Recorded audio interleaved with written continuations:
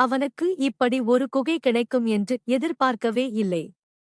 அவளுக்கும் அப்படித்தான் விளையாட்டுத்தனமாய் பேச ஆரம்பித்து, இப்படி குகையில் சுண்ணாம்பு அடிப்பார்கள் என்று இருவருமே எதிர்பார்க்கவில்லை. இந்த கதையை கேட்பதற்கு முன்னால் நமது சேனலுக்கு ஆதரவு தெரிவிக்க விரும்புகிறேன். வாங்க கதைக்குள்ள போகலாம். ஐஸ்வர்யா ஒரு அழகி எனச் சொல்ல முடியாவிட்டாலும் பார்க்க சுமாராக இருப்பாள். வயது 23, மணமானவள். கணவன் முகேஷ் அருகில் உள்ள ஒரு தனியார் நிறுவனத்தில் பொறுப்பான அதிகாரியாக வேலை பார்த்து வருகிறான். மணமாகி 2 வருடம் ஆகியிருந்தது. சொந்தமாக ஒரு வீடு வாங்கிய பின்னரோ அல்லது வீடு கட்டி கொண்ட பின்னரோதான் குகையில் வேலை செய்வது என்ற ஒரு முடிவோடு இருந்தனர்.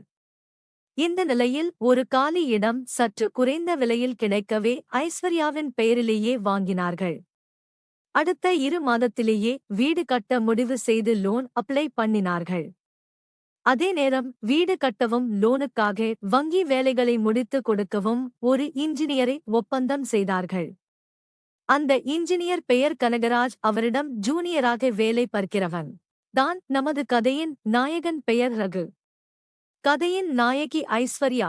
நான் மிகவும் ஏழை குடும்பத்தில் இருந்து வளர்ந்து வந்தவன். எனக்கு இன்னும் திருமணம் ஆகவில்லை.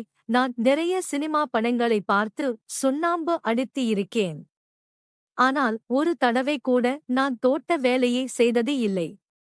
என்னை பார்த்தால் யாரும் குகையில் சுண்ணாம்பு அடிக்க கூப்பிடுவதில்லை. அதனால்தான் நான் இந்த கான்ட்ராக்ட் வேலைகளை செய்து வருகிறேன்.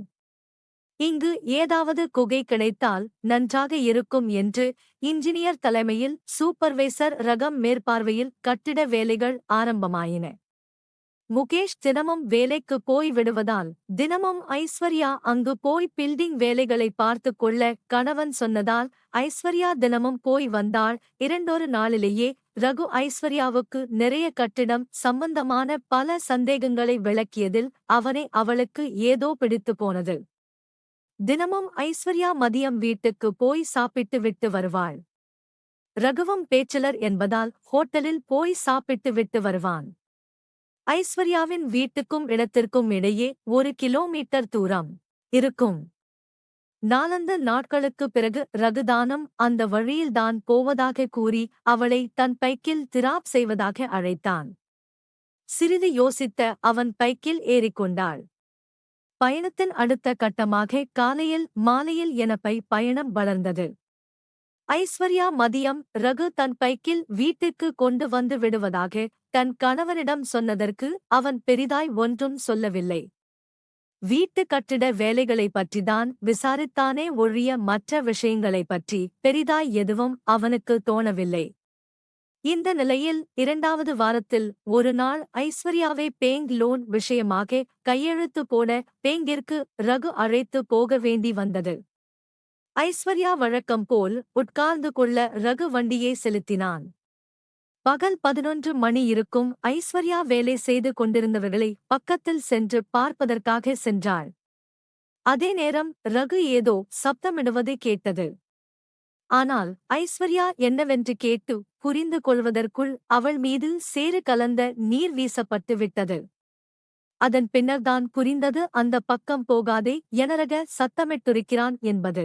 ஐஸ்வர்யாதான் புரியாமல் சென்று விட்டாள்.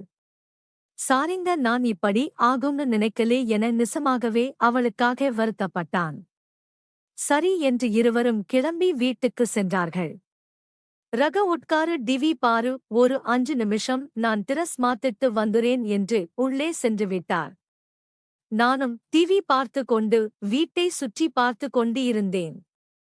அவளும் குளித்துவிட்டு எனக்கு சாப்பாடு எடுத்து வந்து சாப்பிட சொன்னால் நான் எனக்கு சாப்பாடு வேண்டாம் என்றேன். டேய், ஒழுங்காக சாப்பிடு என்று சொன்ன நானும் சரி என்று 3 தோசை மட்டும் சாப்பிட்டேன். அப்புறம் அவளோட குகை எனக்கு தெரிந்தது. அங்கு தோட்ட வேலை எல்லாம் செய்து இருந்தது. அவள் என்கிட்ட சரி எனக்கு குகையில் தோட்ட வேலை செய்து சுண்ணாம்பு அடிகிறையே என்று கேட்டாள். நான் சரி என்றேன். எனக்கு அவளுடைய குகையை காமிதால் நானும் தோட்ட வேலையை செய்ய ஆரம்பித்தேன். சுண்ணாம்பு அடித்தேன். சரி என்று கிளம்பி நாங்க வீடு கட்டும் இடத்திற்கு சென்றோம். இப்படியே கொஞ்ச நாள் நாங்க வீடும் கட்டி முடித்தோம்.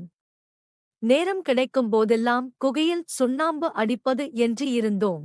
ஒரு நாள் எனக்கு போன் வந்தது, அதாவது என்னுடைய கணவன் கீழே விழுந்து விட்டேன் என்று.